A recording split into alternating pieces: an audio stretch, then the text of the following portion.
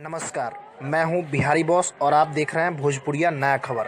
अगर आप हमारे चैनल पर पहली बार आए हैं तो चैनल को सब्सक्राइब करें और बेल आइकन दबाना ना भूलें। तो चलिए आपको मिलवाते हैं भोजपुरी के सुपरस्टार सिंगर भरत भोजपुरिया से। नमस्कार।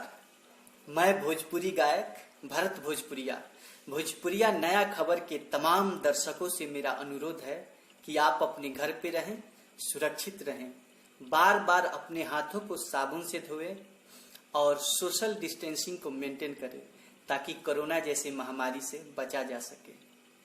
मैं पुरुषोत्तम बिहारी भाई को धन्यवाद देना चाहता हूं कि उन्होंने मुझे आप बचो देश बचाओ अभियान का हिस्सा बनाया।